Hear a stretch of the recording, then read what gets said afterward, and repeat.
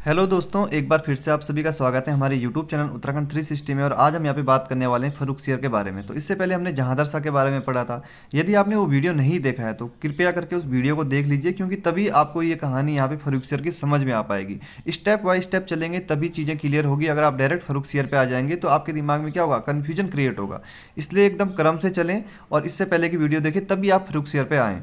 Video छोटे छोटे हैं। तो इससे पहले हमने क्या पढ़ा था, जहांदर शाह के बारे में पढ़ा था। तो जहांदर शाह को हरा दिया यहाँ पे किसने, फर्रुखसियर ने। किसकी मदद से? अब्दुल्ला खां और हुसैन कुली खां की मदद से। ठीक है। तो ये क्या है, सैयद बंधु के नाम से इन्हें हम इतिहास में जानते हैं। और इन्हीं को हम क्या कहते हैं, किंग मेकर के नाम से भी इनको जाना जाता है। क्योंकि देखिए राजा बनाएंगे अभी। पहला राजा किसको बना दिया, फर्रुखसियर को। फर्रुखसियर को क्या किया, इन्होंने मदद करी और इनकी सहायता से अब फर्रुखसियर क्या बन चुका है, राजा बन चुका है।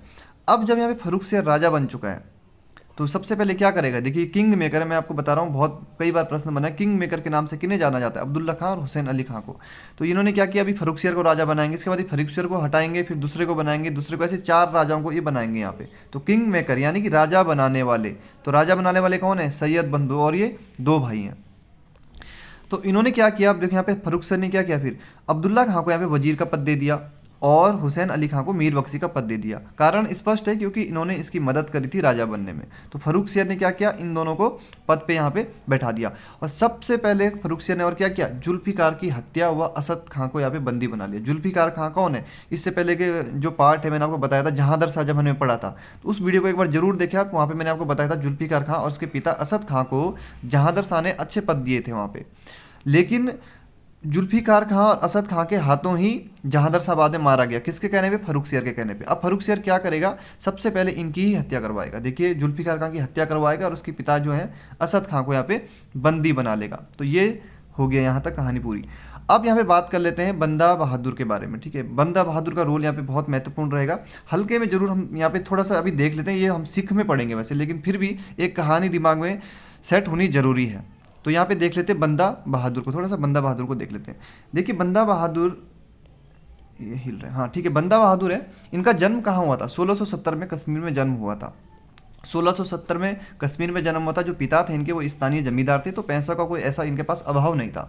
तो इन्होंने अपने बेटे को क्या किया, घुड़सवारी सिखाई, शिकार सिखाया और कुश्तियाँ लड़नी सिखाई। तो अपने बेटों को इन्होंने परफेक्ट बनाया इन चीज़ों में, घुड़सवारी में, शिकार में।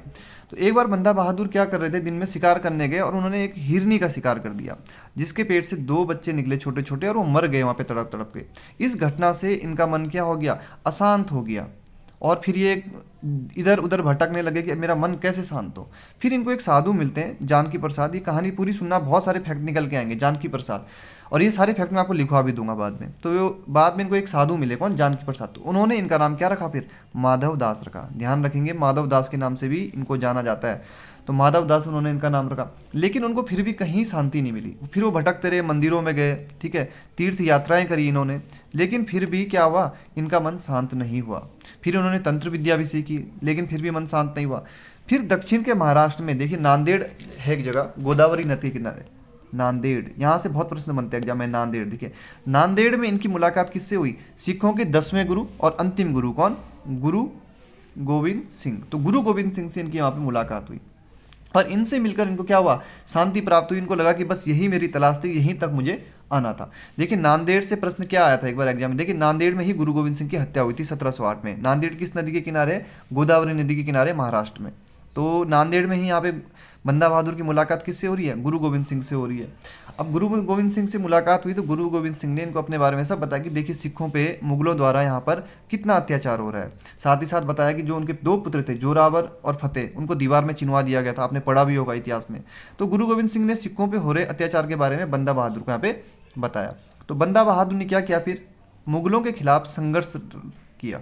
कितने साल तक, 8 साल तक। तो 8 साल तक 1707 से लेके 1715 तक क्या करेंगे, मुगलों के खिलाफ संघर्ष करेंगे। इससे पहले मैंने आपको एक वीडियो में बताया भी था, सर हिंद विजय, पंजाब के सर हिंद में 1710 में ये क्या जीत जाते हैं, ये मैंने आपको पहले की वीडियो में बता रखा है। एक टॉपिक आया था, मतलब एक वन लाइन फैक्ट था, तो वहाँ पे मैं अब डिटेल में आपको ये बंदा बहादुर के बारे में तभी कराऊंगा जब हम सिख पढ़ेंगे, लेकिन फिर भी एक हल्का फुल्का आइडिया होना चाहिए। तो यहाँ पे पंजाब के सरहिंद में 1710 में इन्होंने विजय प्राप्त करी थी। तो 1707 से लेके 1715 तक ये क्या करेंगे, मुगलों के खिलाफ संघर्ष करेंगे। इसलिए मुगल इनसे बहुत ज़्यादा परेशान हो चुके थे।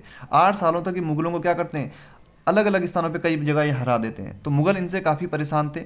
लेकिन 1716 में गुरुदासपुर के युद्ध में, ठीक है, गुरुदासपुर के युद्ध में इनको क्या किया, बंदी बना लिया गया। गुरुदासपुर के युद्ध में इनको बंदी बना लिया गया और इनको दिल्ली लाया गया और बहुत यातनाएं देकर इनको मारा गया। यातनाएं भी ऐसी कि देखिए, जब इनको बंदी बनाया गया तो इनसे कहा गया कि इस्लाम धर्म को आप कबूल कीजिए, लेकिन बंदा बहादुर ने कहा नहीं, मैं इस्लाम धर्म को कबूल नहीं करूंगा।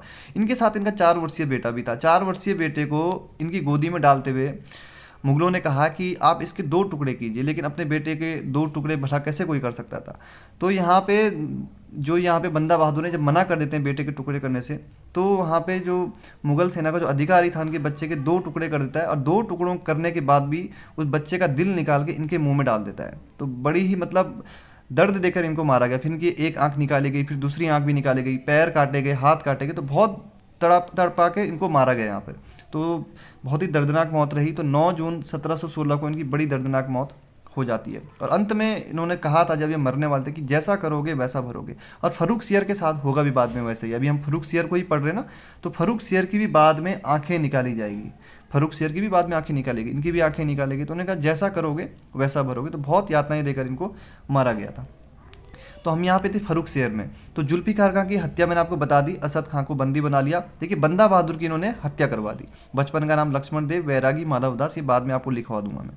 इसके अतिरिक्त देखिए फर्रुखसियर के क्या महत्वपूर्ण रहेगा। देखिए दक्षिण के 6 सूबों की जिम्मेदारी चिनकिलिच खां को दी इन्होंने।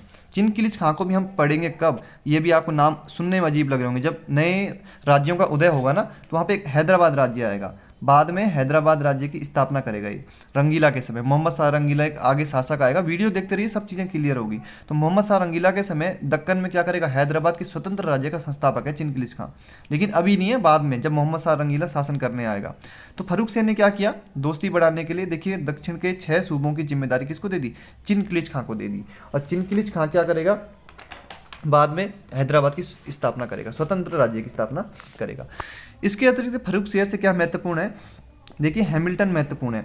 देखिए फर्रुखसियर के समय 1717 में क्या हुआ, जॉन सरमन के नेतृत्व में एक शिष्टमंडल आया। तो उसमें एक चिकित्सक भी था, ठीक है। तो ये था डॉक्टर हैमिल्टन। तो इसने क्या किया, फर्रुखसियर की एक असाध्य बीमारी की क्या किया, इसने इलाज कर दिया। एक ऐसी बीमारी जो ठीक नहीं हो रही थी। तो जो अंग्रेज़ था, ये डॉक्टर अंग्रेज़ था हैमिल्टन, तो इसने क्या कर दिया, फर्रुखसियर की बीमारी का इलाज कर दिया। इससे खुश होकर फर्रुखसियर ने क्या बोला इसको कि तुम मेरे ही निजी चिकित्सक बन जाओ। लेकिन इन्होंने मना कर दिया था कि हम चिकित्सक नहीं बनेंगे। तो इसके बदले फर्रुखसियर ने इनको छूट दे दी 1717 में। 1717 में बिना सीमा शुल्क व्यापार करने की छूट दे दी, यानी टैक्स नहीं देना पड़ेगा। तो और ये छूट कहाँ कहाँ दी गई, देखिए बंगाल में, हैदराबाद में, गुजरात के क्षेत्रों में कर मुक्त व्यापार की छूट दे दी। यानी कर मुक्त, टैक्स नहीं पड़ेगा, ठीक है, टैक्स नहीं पड़ेगा। तो यहाँ पे इतना ही महत्वपूर्ण है इसमें। और एक फैक्ट ये है, मारवाड़ के राजा अजीत सिंह की पुत्री से भी हुआ ऐसा। मारवाड़ के राजा अजीत सिंह थे, वो हार जाते हैं फर्रुखसियर से हार जाते हैं और वो अपनी पुत्री का विवाह फिर फर्रुखसियर से कर देते हैं। सुनाने को तो बहुत सारी कहानियाँ हो सकती हैं। अब अगर मैं फर्रुखसियर पे आऊँ तो 1-2 घंटा लग सकता है, लेकिन हमें थोड़ा सा कहानी, थोड़ा सा वहाँ से फैक्ट पढ़ने हैं और एग्जाम क्रैक करना है। चलिए अब देख लेते हैं फर्रुखसियर नोट्स। देखिए सैयद बंधुओं की मदद से 11 जनवरी 1713 को ये गद्दी में बैठता है। सैयद बंधुओं की मदद से गद्दी पर बैठाया जाने वाला पहला शासक भी है कौन, फर्रुखसियर। ध्यान रखेंगे पहला शासक फर्रुखसियर है, ठीक है। गद्दी पर बैठते ही इसने क्या किया, जुल्फिकार की हत्या करी और इसके पिता असद खां को भी बंदी बना लिया। जुल्फिकार कहाँ कौन है, देखिए उसके समय में, जो इससे पहले हमने जहांदर शाह पढ़ा था, उसके दरबार में था, महत्वपूर्ण पद दिया था, मैंने आपको बताया था। सैयद बंधु कौन है, अब्दुल्ला खां और हुसैन अली खां। इसको इसने क्या बनाया, वजीर बनाया, और हुसैन अली खां को मीर बख्शी नियुक्त किया। तो अब्दुल्ला खां इन दोनों भाइयों को क्या कहा जाता है, किंग मेकर कहा जाता है, यानी कि राजा बनाने वाले। और पहला राजा बनाया इन्होंने किसको, फर्रुखसियर को। सैयद बंधु ने जजिया कर को समाप्त किया। ये जजिया कर बार बार समाप्त होगा, प्रारंभ होगा, जब अंतिम रूप से समाप्त होगा वो हम देखेंगे, वो महत्वपूर्ण रहेगा।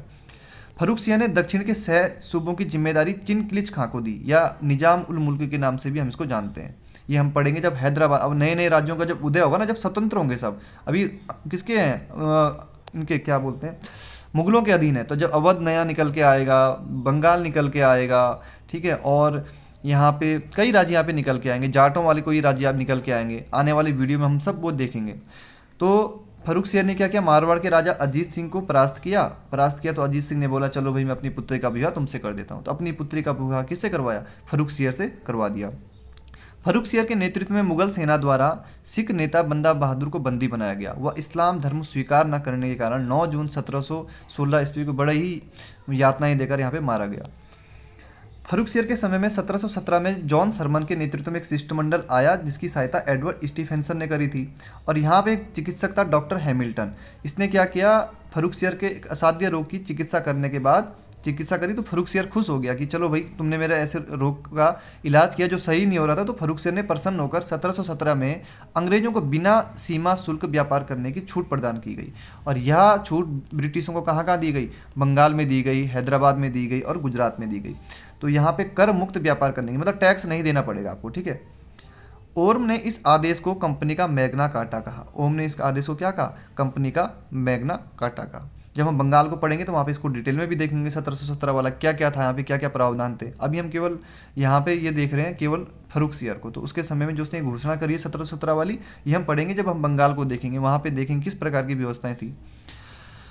फर्रुखसियर ने मीर जुमला के प्रभाव में आकर, देखिए फर्रुखसियर ने यहाँ पर मीर जुमला के प्रभाव में आया। मैं आपको बता रहा था कि ये पॉइंट मैं बताना भूल गया, जो मैंने फिगर यहाँ पे बनाई थी कि कैसे इसकी मौत होती है। तो फर्रुखसियर ने मीर जुमला के प्रभाव में आकर सैयद बंधु को किनारे करने की सोची। इसने सोचा कि फर्रुखसियर ने कि अब सैयद बंधु को किनारे कर दिया जाए, राजा तो मुझे बना दिया है लेकिन अब इनको क्या किया जाए, किनारे कर दिया जाए। लेकिन सैयद बंधु इनसे भी तेज थे।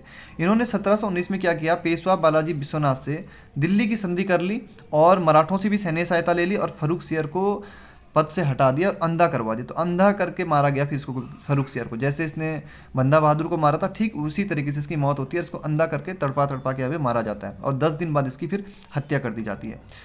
किसी अमीर के द्वारा किसी मुगल बादशाह की हत्या का यह पहला उदाहरण था। किसी अमीर के द्वारा किसी मुगल बादशाह की हत्या का पहला उदाहरण था। ध्यान रखेंगे, किसी अमीर के द्वारा किसी बादशाह की हत्या का यह पहला उदाहरण है। प्रश्न बन सकता है अच्छे एग्जाम में। अगला है यहाँ पे, फर्रुखसियर एक दुर्बल, कायर और निंदित सम्राट था, इसलिए इसे मुगल वंश का घृणित कायर सम्राट कहा जाता है। देखिए एक दुर्बल कायर, तो मुगल वंश का घृणित कायर सम्राट कहा जाता है। प्रश्न आ चुका है पहले भी एग्जाम में, ठीक है। फर्रुखसियर को क्या कहा गया है, गीदड़ शायर भी कहा गया है। बंदा बहादुर के बारे में मैंने आपको बता ही दिया। बचपन का नाम देखिए लक्ष्मण देव था। जन्म 1670 में राजौरी गांव कश्मीर में हुआ है। अन्य नाम माधवदास बैरागी हैं और एक नाम है गुरु बख्श सिंह, जो कि इन्हें गुरु गोविंद सिंह ने दिया था। 1710 में इन्होंने सरहिंद विजय करी पंजाब में। सिखों के पहले राजनीतिक नेता भी थे ये। इन्हें इनके शिष्य सच्चा पातशाह अथवा सच्चा सम्राट कहा करते थे। पहली मुलाकात इनकी कहाँ हुई, गुरु गोविंद सिंह से महाराष्ट्र में गोदावरी नदी के किनारे स्थित नांदेड़ नामक स्थान पर गुरु गोविंद सिंह से मुलाकात। और नांदेड़ में ही गुरु गोविंद सिंह की हत्या होगी। जब हम सिख पढ़ेंगे तो वहाँ पे गुरु गोविंद सिंह है जो सिखों के अंतिम गुरु, 10वें गुरु हैं, और इनकी हत्या भी कहाँ होगी, नांदेड़ में होगी। मुगलों से लगातार 8 वर्षों तक संघर्ष करते हैं, 1707 से 1715 तक। अप्रैल 1716 में गुरुदासपुर के युद्ध में कैद कर दिल्ली लाया गया इनको और मृत्यु दंड दिया गया 9 जून को। देखिए अप्रैल 1716 में युद्ध हो गया था, अप्रैल मई जून, 9 जून को फिर क्या हुआ, इनको मारा गया। यानी कि लगभग 3 महीने तक इनको यहाँ पे यातनाएं दी गई। 3 महीने तक इनको यातनाएं दी गई। अब अगला राजा देख लेते हैं। अगले राजे में ज़्यादा है नहीं, फोटो थोड़ा क्लियर नहीं, एडजस्ट कर लेना। रफी उद दर्जात, इससे सबसे जो महत्वपूर्ण प्रश्न है जो यहाँ पे बनता है एग्जाम में कई बार, सबसे कम समय तक शासन पर रहने वाला मुगल शासक, मात्र 3 माह 4 दिन तक। ये किसका पुत्र था, रफी उद दर्जात, रफी उस्सान का पुत्र था, ठीक है। रफी उद दर्जात रफी उस्सान का पुत्र। रफी उस्सान कौन है, मैंने आपको बता रखा, पहले की वीडियो आप देख लीजिए। इसको भी सैयद बंधुओं ने राज सिंहासन पर बैठाया। तो सैयद बंधुओं द्वारा सिंहासन पर बैठाया जाने वाला दूसरा शासक, अगर प्रश्न बन गया तो बहुत अच्छा प्रश्न बन सकता है, क्योंकि जो इसका अगला राजा है ना उसका नाम भी मिलता जुलता है। तो दूसरा शासक कौन है, रफी उद दर्जात। सबसे कम समय तक शासन करने वाला मुगल शासक है, ये आपको ध्यान रखना है। इसके काल की सबसे महत्वपूर्ण घटना है नेक्सियर का विद्रोह। और नेक्सियर अकबर सेकंड का पुत्र था, ठीक है, ठीक है। नेक्सियर किसका पुत्र था, अकबर सेकंड का। और इसकी मृत्यु किससे हो जाती है, क्षय रोग से इसकी मृत्यु हो जाती है। बस 3-4 फैक्ट है इसमें।